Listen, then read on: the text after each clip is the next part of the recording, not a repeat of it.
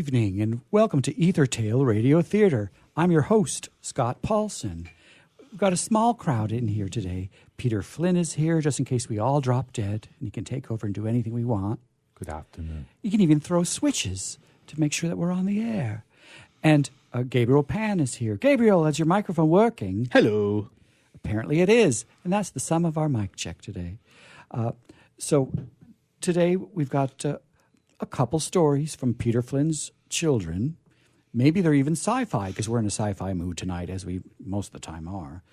One of the reasons I'm in such a sci-fi mood is at the UC San Diego Library is sponsoring a panel talk about Blade Runner, the movie, which, as you know, that movie was loosely based on Philip K. Dick's novel, Do Androids Dream of Electric Sheep? And I remember seeing the movie when it came out in 1982 in the theaters, because I was alive, ladies and gentlemen. I was alive. I was an adult even. And when the movie began, the audience was so hushed because it just felt very special. And then there was a little dateline that ran across the screen indicating that the year was, what was the year? Do you remember? 2019. And that's when we are now. And I remember thinking when I saw that year, wow, that's so far away. That's the future. But now here we are, and it's there. Oh, Lord. And the event, so we just could not let the year pass on UC San Diego, where we've got that very spaceship-looking guy as a library. Absolutely. We couldn't let it pass without marking that time and making sure that we hosted a timely gathering. And there, we had some help putting together a panel that's going to talk about the film, and Stephen Potts helped put together the panel featuring Paul Salmon, David Brin, and Mike Davis. So and that's going to be on May 14th. And if you're listening to us live, there's still time to register. It is going to sell out. It's a free event that will sell out. There's a panel talk at 6 p.m. on campus at UC San Diego in the auditorium of Atkinson Hall. And after the panel, there'll be a short reception to talk more with the authors. And then we're going to screen the director's cut. Oh, no. We're actually going to screen the final cut. And not the theatrical version, because nobody wants us to screen the theatrical version. Everybody objected to the narration, which was very Sam Spade chic. And when I saw it in theaters, I was fine with it, because I'm not a sophisticated sci-fi person, and I'm certainly an enthusiastic sci-fi person, but not sophisticated. So I was fine with a Philip Marlowe talk. But anyway, so that's put us in such a very sci-fi mood tonight. Well, they do have to go ahead and register twice if they want to attend both events. It's true. Once for the panel and once for the movie. But, fear not. There's a very high attrition rate in those kinds of events. And if you want to go, you should, and you haven't registered and somehow Eventbrite didn't let you register, just go ahead and come over. The panel talk might truly always be sold out, but I have a feeling the film screening, I think there's going to be a lot of people who don't show up. And so, never be shy. Do come. Besides, there is going to be some food there, so you should. Absolutely. So if you've never actually seen Blade Runner, or if you have seen it and you know somebody who hasn't, it's a great way to go ahead and get out for free to go see the movie. Go see experts on the panel of experts in sci-fi, experts in the making of science fiction and movies, all talking about some absolutely fantastic things that happened during the making of. You can also go ahead and since it's all free, you can also go ahead and just get on Eventbrite and go ahead and get a couple of people going with you and really just enjoy the evening. It's a fantastic way to go ahead and see something that its time has come. Yeah, I so wanted to have the event be that the movie was going to be projected onto 3 or 4 sides of the library. That would have been so cool, but it also would have been very complicated. So maybe for the when we celebrate the 50th anniversary of that Geisel Library building, maybe that'll be the time to show a particular film. Maybe Inception. Wouldn't it be fun to show Inception as broadcast on the sides of the building? That would be super cool. Because the Snow Fortress in that movie is obviously based on that building, that iconic William Pereira building. So because we're in a sci-fi mood, there's two sci-fi things that I want to do. I'm eventually going to read some of a story that's to be titled 2889, which is attributed to Jules Verne, but most likely was written by his son, Michel Verne.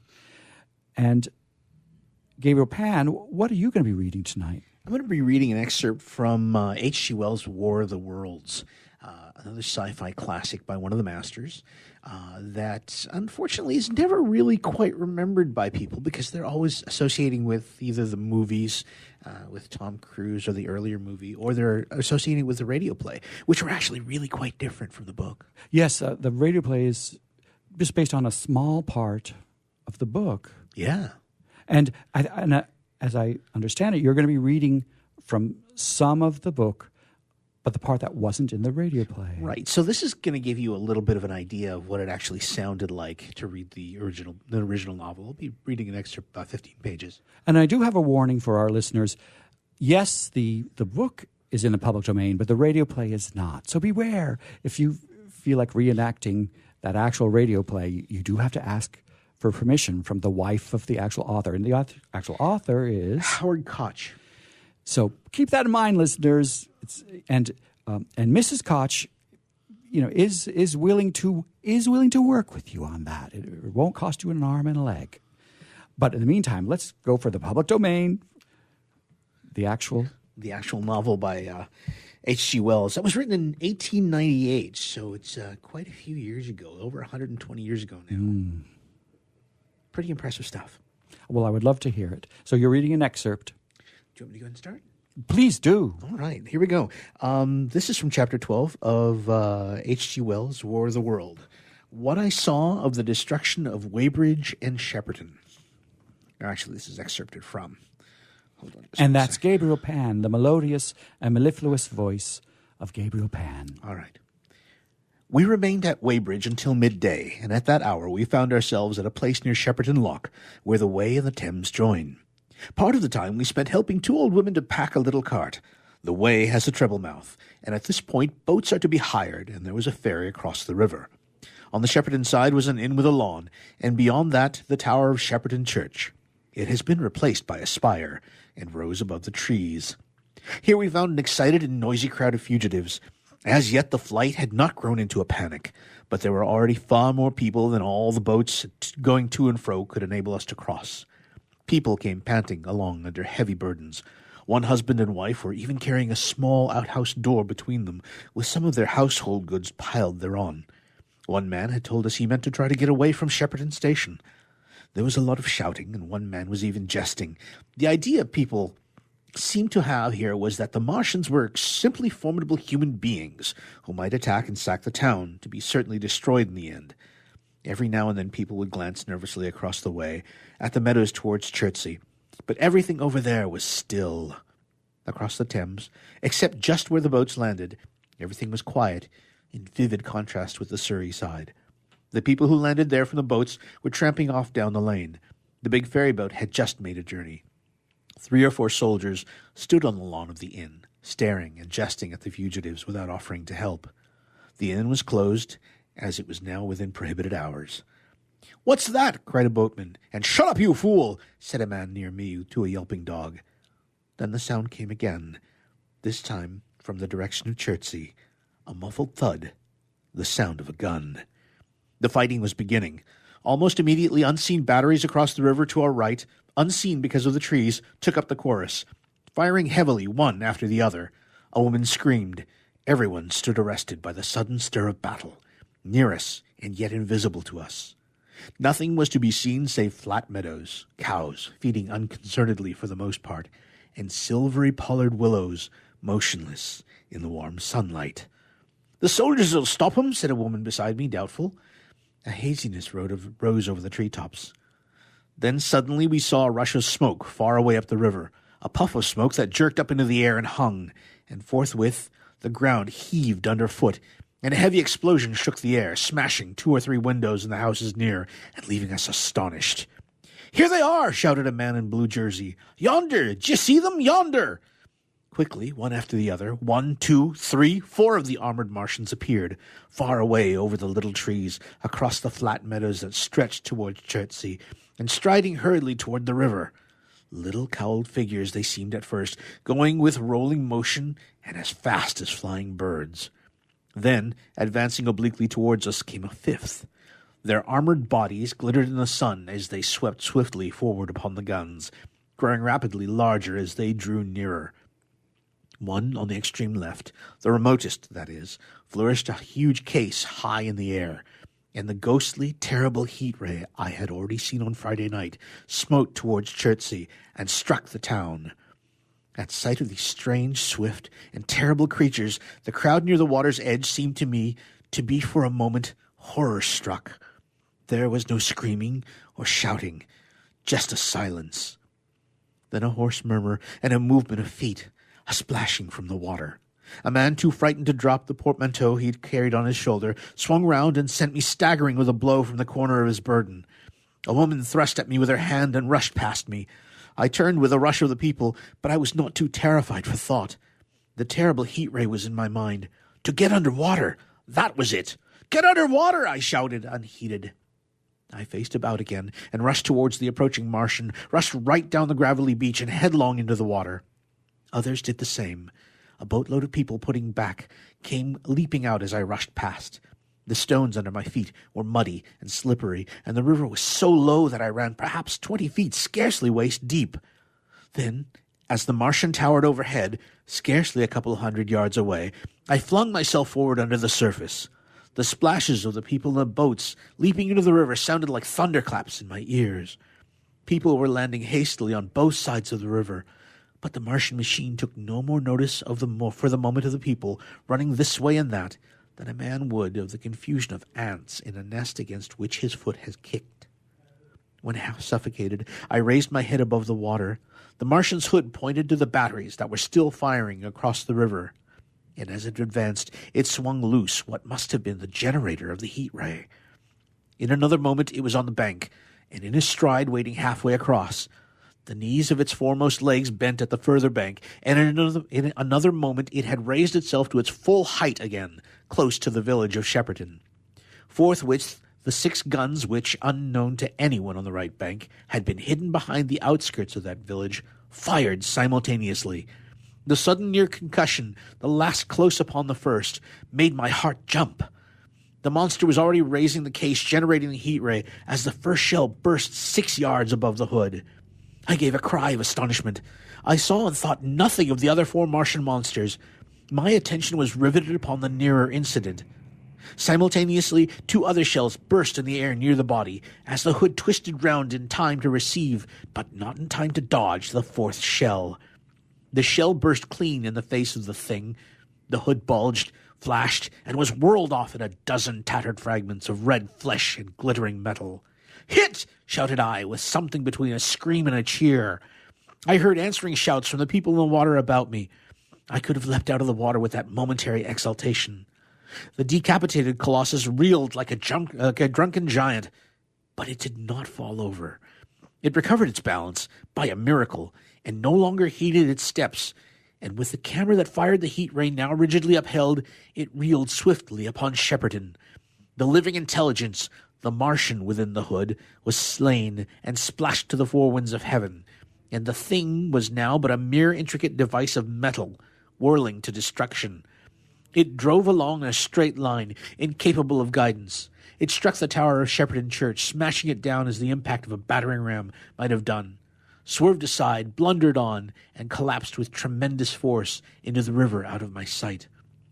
A violent explosion shook the air, and a spout of water, steam, mud, and shattered metal shot far up into the sky. As the camera of the heat ray hit the water, the latter had immediately flashed into steam. In another moment, a huge wave, like a muddy tidal bore, but almost scaldingly hot, came sweeping around the bend upstream. I saw people struggling shorewards. and heard their screaming and shouting faintly upon the seething and the roar of the Martian's collapse. For a moment I heeded nothing of the heat, forgot the patent need for self-preservation. I splashed through the tumultuous water, pushing aside a man in black to do so, until I could see round the bend. Half a dozen deserted boats pitched aimlessly upon the confusion of the waves.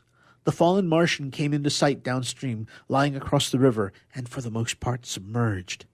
Thick clouds of steam were pouring off the wreckage, and though the tumultuously whirling wisps I could see, intermittently and vaguely, the gigantic limbs churning the water and flinging a splash and spray of mud and froth into the air. The tentacles swayed back and forth and struck like living arms, and save for the helpless purposelessness of those movements, it was as if some wounded thing were struggling for its life amid the waves. Enormous quantities of a ruddy brown fluid were spurting up noisy jets out of the machine.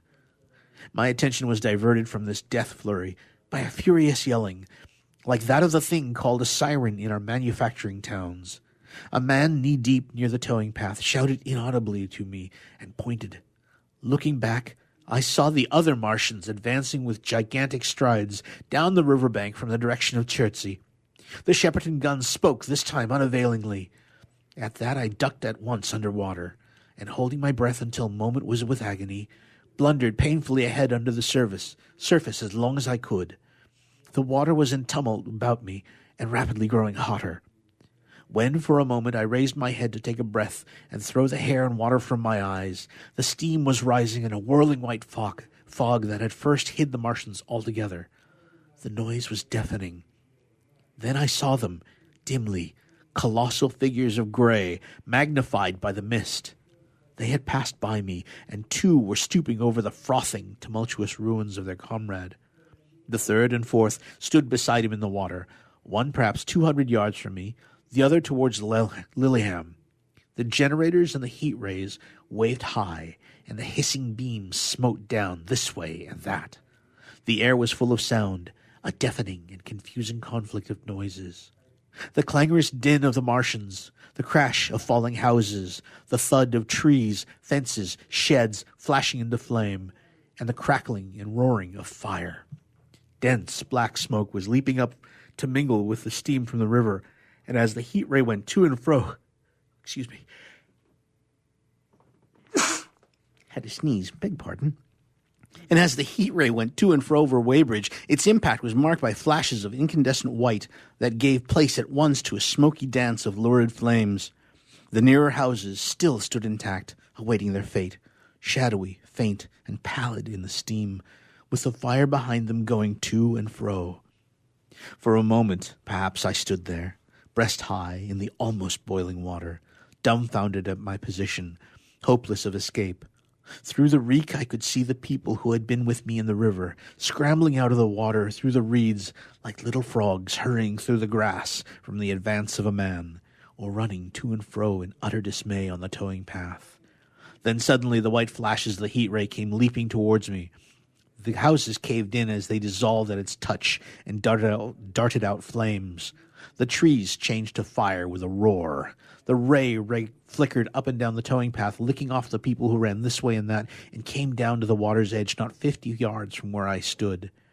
It swept along the river to Shepperton, and the water on its track rose in a boiling wheel crested with steam. I turned shoreward. In another moment the huge wave, well nigh to the boiling point, had rushed upon me. I screamed aloud and scalded, half-blinded, agonized. I staggered through the leaping, hissing water towards the shore. Had my foot stumbled, it would have been the end. I fell helplessly, in full sight of the Martians, upon the broad, bare, gravelly spit that runs down to mark the angle of the Wey and the Thames. I expected nothing but death. I have a dim memory of the foot of a Martian coming down within a score of yards of my head, driving straight into the loose gravel, whirling it this way and that, and lifting again. Of a long suspense, and then of the four carrying the debris of their comrade between them, now clear and then presently faint through the veil of smoke, receding interminably, as it seemed to me, across the vast river space of the river and meadow. And then, very slowly, I realized that by a miracle, I I had escaped. Oh, Chapter 12. yes, and that's how you were able to relay the story. You escaped. Excellent. And next time you should work that sneeze into the... Absolutely. Because there was all that steam yeah. and everything. Oh, yeah. You know, you could have worked it right in there, you know.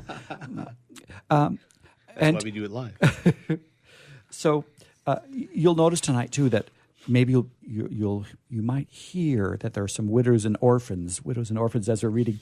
In reality, Melanie, our wonderful Melanie Peters, is ill today, and we were going to do a particular play, and at the last, so we're reading off our phones, is what I'm saying, and there are widows and orphans, if you know what I mean, Jelly Bean. You know that word at the end of your phone when you flip the screen, and There's that little pause. Little pauses here and there, just today. Usually we're so good about printing our scripts with no widows and orphans. Yeah. There's no little, watch out, he's got a page turn, gun. Yes, that's right. But today you'll hear some of that today. So, Gabriel Pan, you were reading something published in 1898. Absolutely. I'm reading something published in 1889. Nice. And it's entitled to be titled in the year 2889. That was intentional. They had a lot of years there. My God, a whole millennium, I guess they added on to that. 1,700 years, something like that. And this is well, it wasn't a novel or a book. It's not long enough to be. It's obviously one of those stories that were meant to be published in a paper. And in fact, it was originally attributed to Jules Verne and published in the Forum in February 1889 on page 662. So that was a big magazine. Big Forum. And although these days we kind of understand that maybe it was actually written by Jules Verne's son, Michel. So I'm going to read some of In the Year 2889.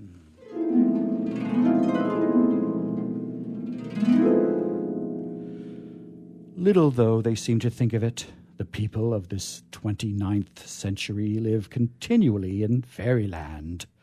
Surfeited as they are with marvels, they are indifferent in presence of each new marvel. To them, all seems natural. Could they but duly appreciate the refinements of civilization in our day, could they but compare the present with the past and so better comprehend the advance we have made, how much fairer they would find our modern towns with populations amounting sometimes to 10 million souls, their streets 300 feet wide, their houses 1,000 feet in height, with a temperature the same in all seasons, with their lines of aerial locomotion crossing the sky in every direction.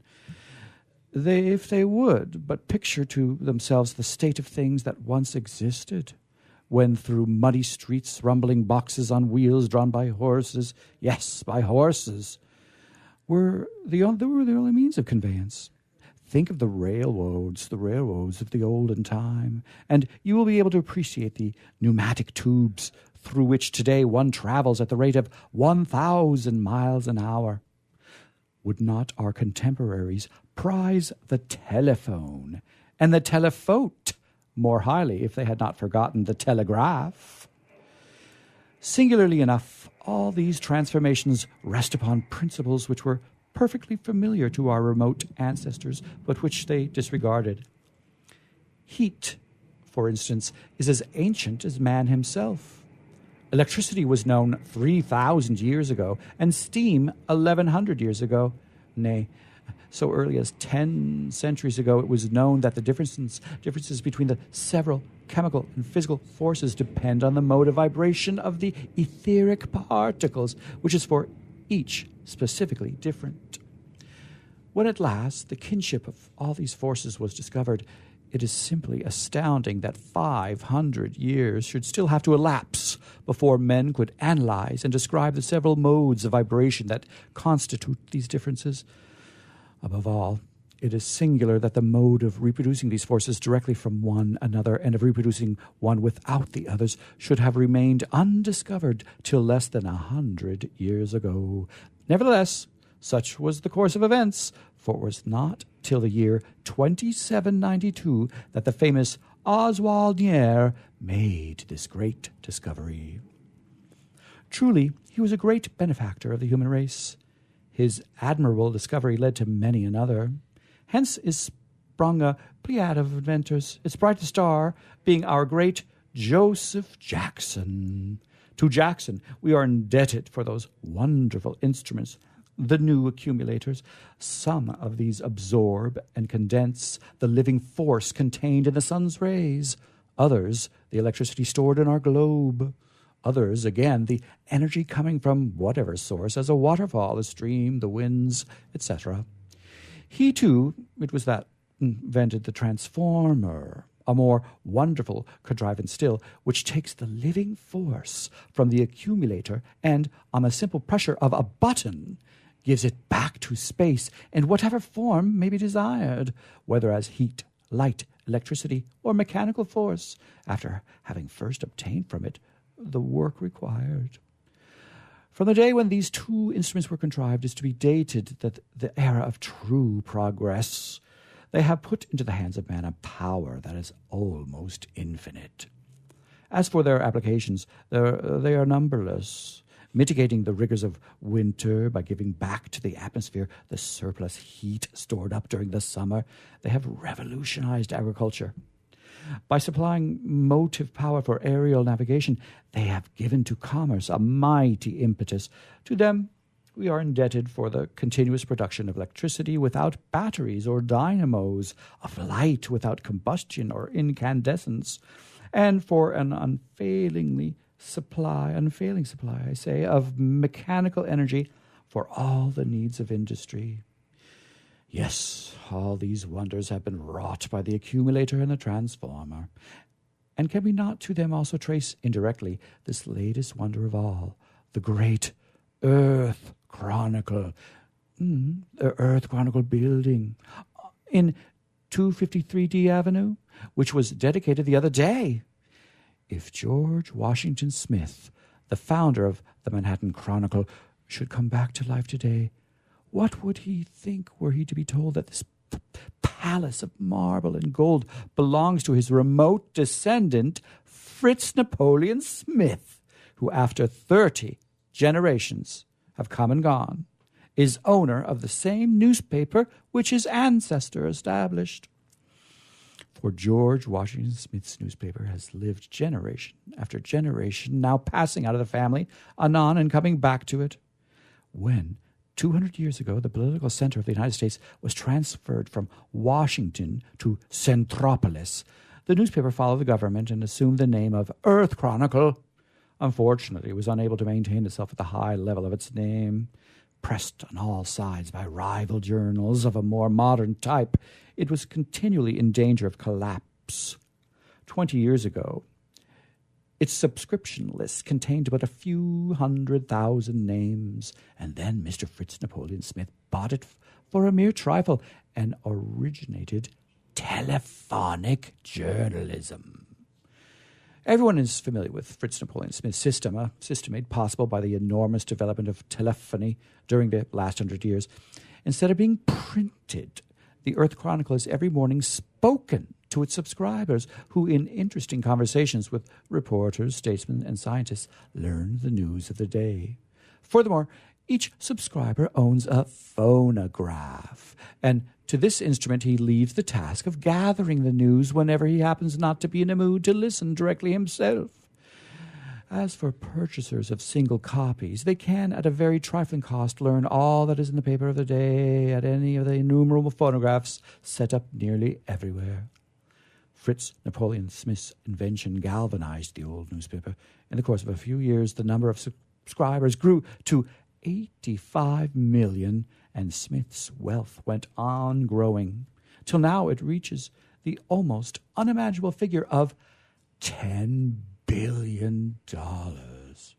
This lucky hit has enabled him to erect his new building, a vast edifice with 4 facades, each 3,250 feet in length, over which proudly floats the 100-starred flag of the Union. Thanks to the same lucky hit, he is today king of newspaperdom. Indeed, he would be king of all the Americans, too, if Americans could ever accept a king. You do not believe it? Well, then, look at the plenipotentiaries of all nations, and our own ministers themselves crowding about his door, entreating his counsels, begging for his approbation, imploring the aid of its all-powerful organ. Reckon up the number of scientists and artists that he supports, of inventors that he has under his pay. Yes, a king he is. And in truth, he is a royalty full of burdens. His labors are incessant, and there is no doubt at all that in earlier times any man would have succumbed under the overpowering stress of the toil which Mr. Smith has to perform. Very fortunately for him, thanks to the progress of hygiene, which, abating all the old sources of unhealthfulness, has lifted the mean of human life from 37 up to 52 years. Men have stronger constitutions now than heretofore. The discovery of nutritive air is still in the future, but in the meantime, men today consume food that is compounded and prepared according to scientific principles, and they breathe an atmosphere freed from the microorganisms that formerly used to swarm in it. Hence they live longer than their forefathers and know nothing of the innumerable diseases of olden times. Nevertheless, and notwithstanding these considerations, Fritz Napoleon Smith's mode of life may well astonish one. His iron constitution is taxed to the utmost by the heavy strain that is put upon it. Vain the attempt to estimate the amount of labor he undergoes. An example alone can give an idea of it. Let us then go about him for one day as he attends to his multifarious concernments. What day? Well, that matters little. It is the same every day. Let us take at random September 25th of this present year, 2889. This morning, Fritz Napoleon Smith awoke in a very bad humor, his wife having left for France 8 days ago. He was feeling disconsolate. Incredible though it seems, in all the 10 years since their marriage, this is the first time that Mrs. Edith Smith, the professional beauty, has been so long absent from home. 2 or 3 days usually suffice for her frequent trips to Europe. The first thing that Mr. Smith does is connect his phonotelephone, the wires of which communicate with his Paris mansion. The telephone, here is another of the great triumphs of science in our time. The transmission of speech is an old story. The transmission of images by means of sensitive mirrors connected by wires is a thing but of yesterday. A valuable invention indeed, and Mr. Smith this morning was not devoid of blessings for the inventor, because by its aid he was able distinctly to see his wife, notwithstanding the distance that separated him from her. Mrs. Smith, weary after the ball or the visit to the theatre the preceding night, is still abed, though it is near noontide at Paris. She is asleep, her head sunk in the lace-covered pillows. What? She stirs? Her lips move? She is dreaming, perhaps. Yes, dreaming. She is talking, pronouncing a name, his name, Fritz. The delightful vision gave a happier turn to Mr. Smith's thoughts. And now, at the call of imperative duty, light-hearted he springs from his bed and enters his mechanical dresser. 2 minutes later, the machine deposited him, all dressed, at the threshold of his office. The round of journalistic work was now begun. First, he enters the hall of the novel writers, a vast apartment crowned with an enormous transparent cupola. In one corner is a telephone, through which 100 Earth Chronicle littérateurs in turn recount to the public in daily installments 100 novels. Addressing one of these authors, who was waiting his turn, "Capital, capital, my dear fellow," said he. "Your last story, the scene where the village maid discusses interesting philosophical problems with her lover, shows your very acute power of observation. Never have the ways of country folk been better portrayed. Keep on, my dear Archibald, keep on. Since yesterday, thanks to you, there is a gain of 5,000 subscribers.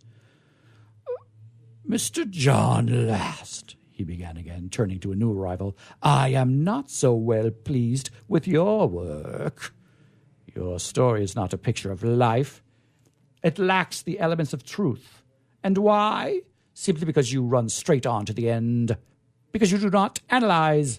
Your heroes do this thing or that from this or that motive, which you assign without ever a thought of dissecting their mental or moral natures. Our feelings, you must remember, are far from complex than all that. In real life, every act is the resultant of 100 thoughts that come and go. And these you must study, each by itself, if you would create a living character. But you will say, in order to note these fleeting thoughts, one must know them. One must be able to follow them in their capricious meanderings. Why, any child could do that, as you know. You have simply to make use of hypnotism, electrical or human, which gives one a twofold being, setting free the witness personality so that it may see, understand, and remember the reasons which determine the personality that acts. Just study yourself as you live from day to day, my dear. Last. Imitate your associate, whom I was complimenting a moment ago. Let yourself be hypnotized. What's that? You have tried it already? Not sufficiently, then. Not sufficiently. Mr. Smith continues his round and enters the reporters' hall. Here, 1,500 reporters in their respective places, facing an equal number of telephones, are communicating to the subscribers of the news of the world as gathered during the night. The organization of this matchless service has often been described. Besides his telephone, each reporter, as the reader is aware, has in front of him a set of commutators, which enable him to communicate with any desired telephotic line. Thus, the subscribers not only hear the news, but see the occurrences. When an incident is described that has already passed, photographs of its main features are transmitted with the narrative. And there is no confusion withal. The reporter's items, just like the different stories and all the other component parts of the journal, are classified automatically according to an ingenious system and reach the hearer in due succession. Furthermore, the hearers are free to listen only to what specifically concerns them. They may, at pleasure, give attention to one editor and refuse it to another. I don't like that future. It's all fake news, isn't it? Oh, man. 89 million subscribers. I'm telling you, that's a lot. That's a lot. Now, before I forget, I've got a couple stories I can read. One of them comes from Liam Flynn, and one of them comes from Daniel Flynn. And so I just need to find... Liam, you gave me yours on a piece of paper. Could you look through these pieces of paper to see if it's there? And another story is on a computer screen, a glowing computer screen. But first I'll read from paper. And this, indeed, is from Liam Flynn, son of Peter. And Liam, do have a seat near a microphone because I always like you to underscore your story with your own laughter. You are your own best critic and your own best fan with your laughter. Here's the story from Liam. Greetings from Planet Sweatpants in Sweatpants Universe. Bill had made plans to go hang out with his friend Ryan and do some writing. They first went to a big library, and Bill was in his underwear because in Sweatpants Universe, you don't have to wear pants if you don't want to. He had also brought a bunch of noisy snacks to eat as loud as he possibly can. The two of them got to work on some writing for a little help before taking a break. During their little break, Bill watched his laptop's screensaver while eating food as loud as possible. He got plenty of funny looks from the other library occupants and staff. After the break, Bill and Ryan got back to work before finishing what they wanted to get done. Then they headed off to their next destination, which happened to be Sweatpants Co., to walk around and get some snacks and other things. In the middle of the store, one of the employees told Ryan that his fly was open, and Ryan noticed that he forgot to zip his pants, which were cargo pants with talking pockets. He quickly proceeded to zip them up.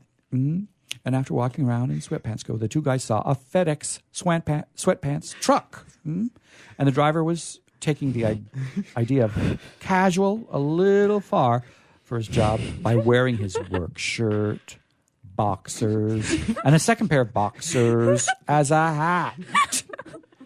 Then they went over to Los Sweatpants for lunch.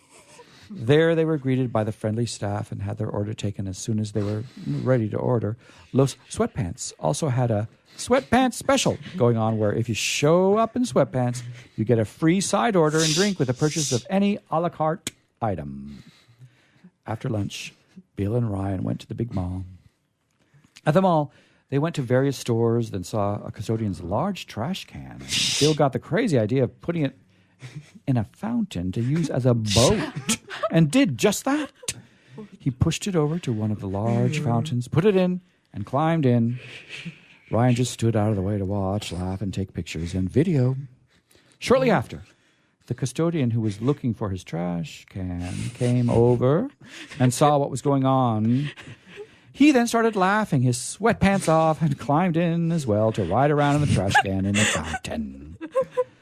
Once when all their fun and games was over, the custodian told Bill that he can come back and do it again whenever he wants. The end.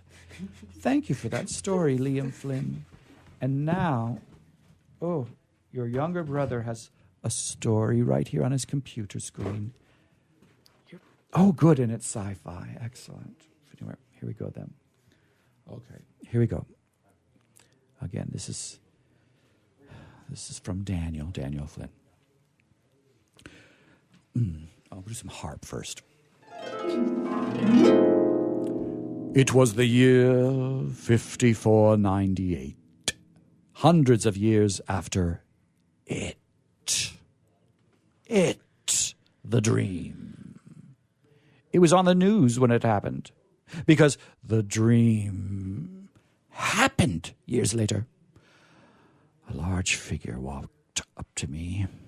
A mysterious figure they were. After I woke up in an alien spaceship, I saw the figure again. My memory is not as good as it was back in the day. I'll try to say all I remember. They walked up to me. Do you know of the it? The telling of the future, they said.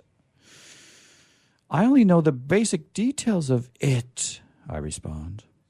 The figure walked back, and I overheard them whisper something. Do you think we should let them live? I have seemed to have forgotten what happened next. The next thing I remember was flying the spacecraft back to Earth. I crash-landed, but survived. Then my memory of what happened next has been forgotten, too. I have somehow found myself in a cryogenic sleeping pod. And it was the year 7845. 30 years ago. That is all I can tell you. Thank you for that story. Brilliant, brilliant story. You'll have to print that out for me so I can put it with the others. Well, this has been a successful pinch-hitting evening here at Ethertail Radio Theatre, despite our beautiful and intoxicating Melanie Peters' illness. We're able to read a couple excerpts from important science fiction tales, a couple brand new stories from young brothers Liam and Daniel Flynn. We were able to tell you to get thee to the to that Blade Runner. the Blade Runner panel on May on May 14th. If you are listening live tonight, and that's May 14th. The event is May 14th, and this is the year 2019, isn't it? But you should definitely check Eventbrite as soon as you can. Yes. It's so wild that when I saw that movie so many years ago, and the dateline 2019 was there, and I thought that was so far into the future. But here it is. Well, this has been a delightful evening, listeners. Thank you for joining us. I think I'll start flailing my arms around so that maybe Wade will take note. Take note in the studio that maybe we're hoping for some public domain music that would take us away. Away, I say. Oh, I hear it now. Thank everybody. I'm Scott Paulson. Thank you, everybody. And and Gabriel Pan thanks you, too. As does Peter Flynn and his children.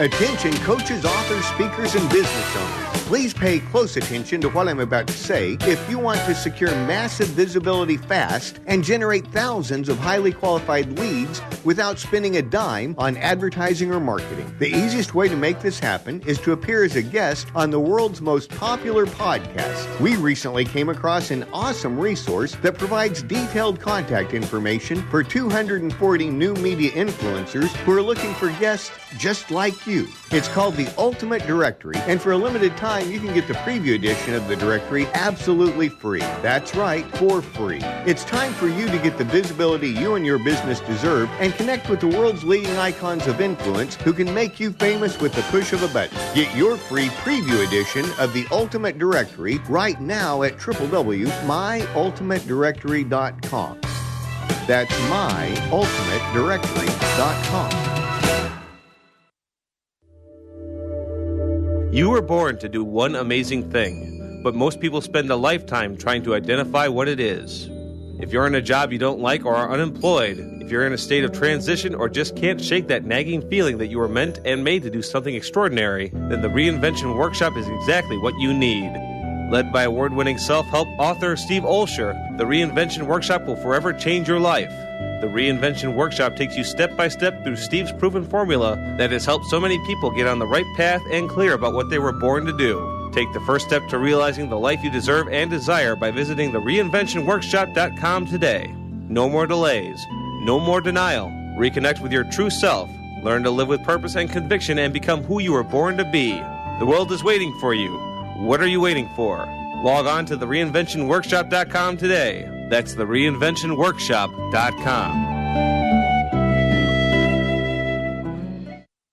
Too much to do? Not enough time to get it done? Call on the experts at Another 8 Hours for your business support needs. By partnering with Another 8 Hours, we allow you to focus on the more important matters, like being in front of your clients, doing what you do best, rather than being stuck at a desk poring over paperwork, rummaging through emails, returning phone calls, and struggling to get everything done by yourself. Meanwhile, your family and social life are going down the drain. Go to another8hours.com or call 8 more hours. That's 866-734-6877.